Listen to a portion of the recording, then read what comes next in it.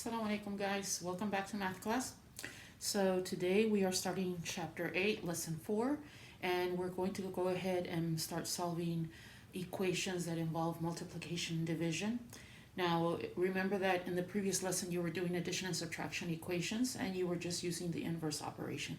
You are going to do exactly the same thing using inverse operations, but obviously the inverse of multiplication is division, and then the inverse of division is multiplication. So let's start with our first problem. Let's say that I give you 144 is equal to 6x. So first question you need to ask yourself, what's happening between 6 and x? Between 6 and x is multiplication, because remember, when you have a coefficient sitting right next to a variable with no operation, it's assumed that it's multiplication. So in order to get rid of that 6, since it's being multiplied to x, I need to divide by 6. And since there's an equation, what I do to one side, I must do to the other side. So on the left-hand side, go ahead and divide 144 divided by 6. It's okay if you work it out on the side. By this time, you should know how to divide. But if you take the division process, you should get 24 is equal to, remember, multiplication of 6 gets undone by division of 6, because 6 divided by 6 equals 1, and then 1 times 6 is just x. Now remember, I always said when you answer, make sure that your variable is on the left-hand side. So final answer should be x is equal to 24. Now let's try this example. Let's say that I give you 2.1 is equal to m over 9. Now, what's happening between m and 9? M is being divided by 9. What's the opposite of dividing? Is multiplying.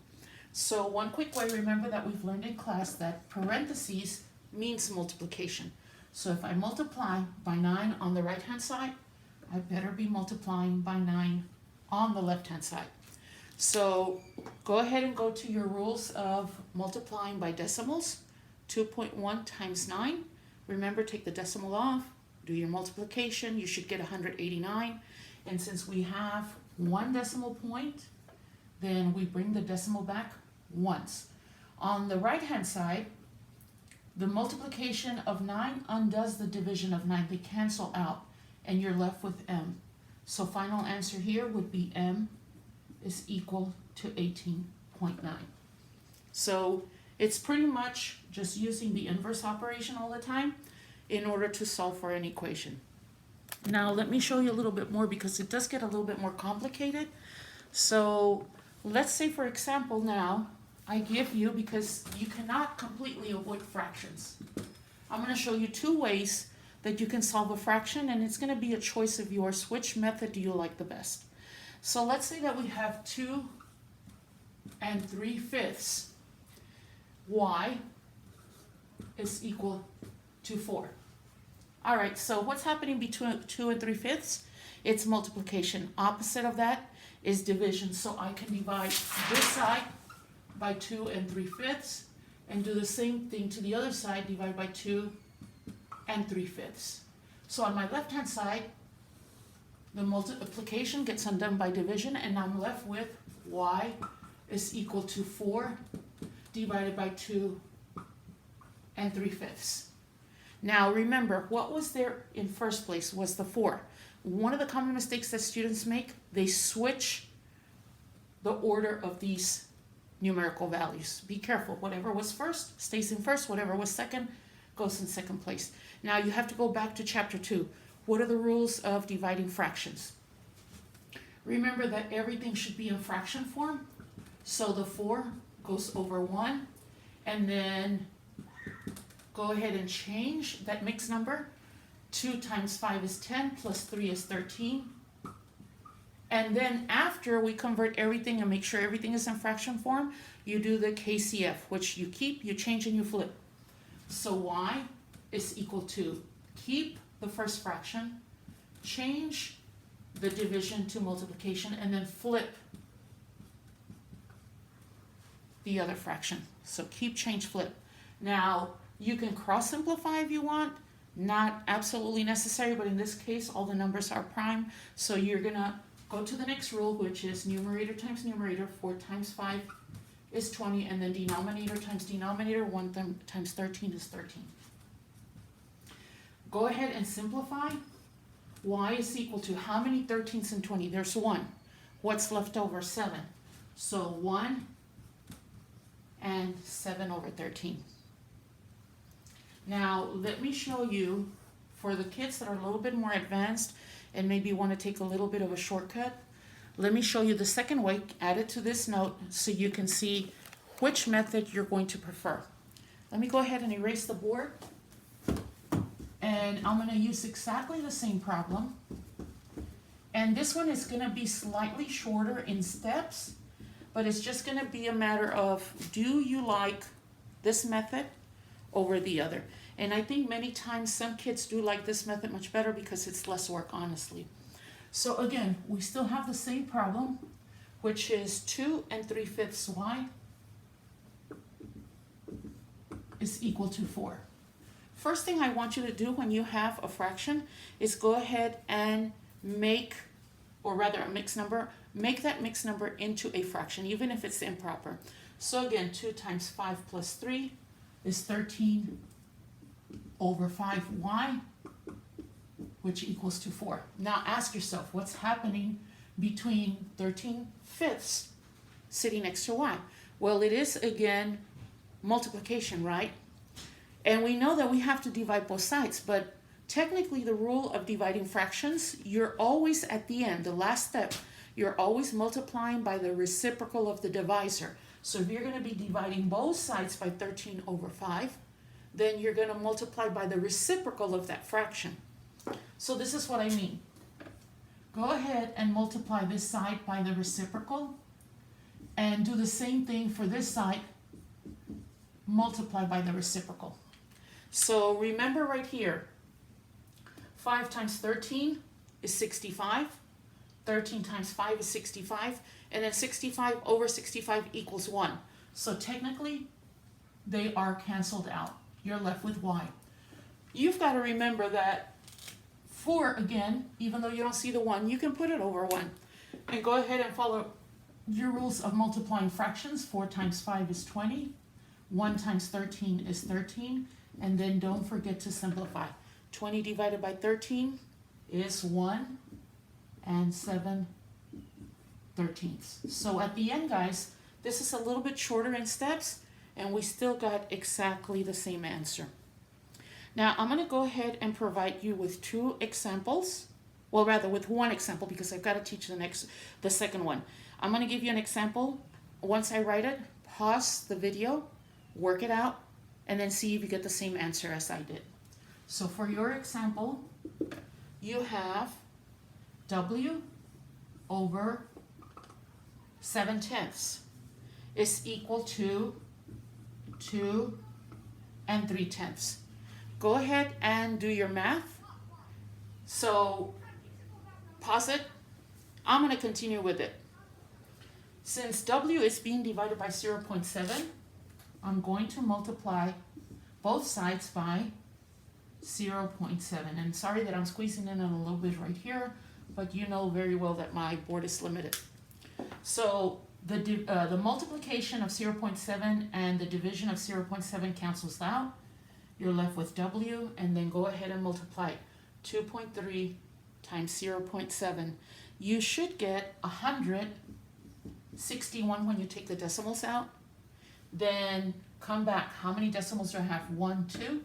So my decimal moves to the left 2 spaces. So I hope that you got that. Now I'm going to go ahead and teach this one. Although you won't have this concept in your worksheet, I still need you to be prepared for the next year or the following year after that. This is a little bit more of an advanced thought, but you never know. This could probably be a bonus question on a test, and we'll see how it goes. So here we go. We've got 4 is being divided by A, and it's equal to 0.2 or 2/10. So again, I need to be able to isolate my A through inverse operations. The only problem is that the variable is now dividing a numerical value. So I'm going to have to get rid of that division of a, and the only way I can get rid of that division of a is if I multiply both sides by a.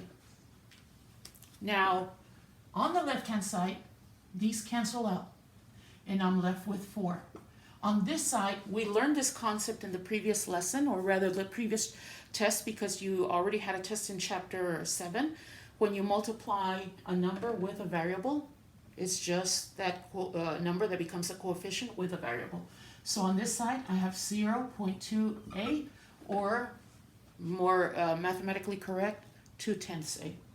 Now, I still haven't isolated my a. My a is still sitting there with a leading coefficient. So what is happening between the 2/10 and the a? Well, it's multiplication.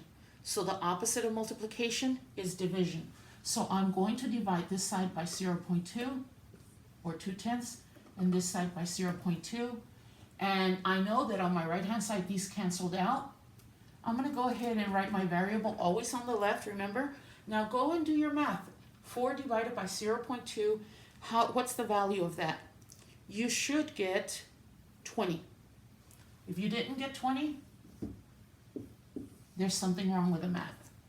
Now let me prepare your real world scenario.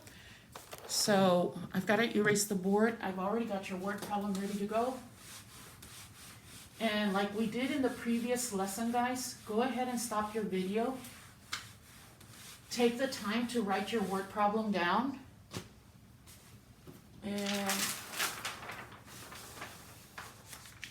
we are now dealing with the real world. Okay, I've got 2 word problems for you. So don't let the word problems overwhelm you. Here we go. The first word problem is the one that we're going to work together, or I'm going to work on it as you pay attention. And then the second word problem, pause your video and then try to work it out and then see if you get the same answer that I did. So for the first one, it says Thomas uses 20 cups of flour to make 8 loaves of banana bread. Write and solve a multiplication equation to find the number of cups of flour that are needed to make a loaf of bread. So first thing, more than anything, multiplication equation. My equation needs to show multiplication. All right? So although I am not asking you to define a variable, just get used to defining a variable. And usually it is to find, in this problem, to find the number of cups that are needed. So number of cups of flour, obviously. I'm going to give it maybe the variable of C. I'm going to choose C as my variable. Now, how much did he use? How many cups of flour did he use? The total that he used was 20. And then how many loaves did he make? He made 8. So in theory, if I take the number of loaves that he made and I multiply it to the number of cups that are required per loaf, which we don't know, we gave it the variable of C, that will give us our equation. So at this step, you can go ahead and write 8C is equal to 20. And that is your equation. So now it says to solve that as well. So what's the opposite of multiplying 8 to C? It's dividing both sides by 8. Go ahead and go to the side, do your math. When you go ahead and divide, C is equal to, and it's not, a perfect number, but it is a mixed number. You'll end up with 2.5. So final word, C is equal to 2.5, and then you remember it's a word problem, so what do we need to do? Go ahead and put your monkeys or birds, which are cups. So one of your answers is the equation up here, all right? This is your solving method, and then this is your final answer. Now you can put cups of flour, up to you, but just as long as it has cups, I'm fine. So let me go ahead and read the next question. 1/4 of the number of students in the 6th grade play sports. If 42 students play sports, write and solve a division equation to find the number of students in the 6th grade. At this point, guys, go ahead and pause, write down the word problem, and then start looking for the keywords. What numerical values do you need? What is it asking you for? What do you need to find? Write your division equation, because it is telling you division, and then solve it, and then see if we get the same number at the end. So go ahead and pause. I'm going to continue. So first of all, obviously we're being asked to write a division equation. Now it also told us that it is 1/4 of. I know that the word of means to multiply, but remember, even though it means to multiply, and in the past we've done 1/4 times the variable or what have you, in this case it said specifically division equation. Even though mathematically you would probably be correct if you say 1/4 times your variable, you know, mathematically you'll get the correct answer, but it's not going to be written the proper way, which is division. They want to see division. So first thing, I'm going to identify my variable. So I need to know the number of students. I am going to give students the variable of S. Now, another thing that we know is that as far as the number of students that play in all, total number of students that play sports is 42. So I know that my equation starts with equals to 42. And I do need to know the number of students. I don't know the number of students. I assigned them a variable, which is S. Then the next step was it has to be division. So I'm dividing my variable, and it said 1/4. 1/4 means division of 4 as well. So there is my equation. Okay, now in order to solve, how do I undo division? If S is being divided by 4, then all I have to do is multiply both sides by 4. So let me take another marker. So I'm going to multiply this side by 4. And if I do it to one side, I must do it to the other side. On the left-hand side, the 4, multiplication of 4, undoes division of 4. So then you have the variable left, S is equal to. Then go ahead and multiply 42 times 4. You should get 168. And don't forget that we're talking about students. So final answer, S is equal to 168 students. So inshallah, this lesson is also easy. I hope that you found the previous lesson easy as well, inshallah. And I will see you tomorrow in class. And that's it for today. Assalamu alaikum, guys.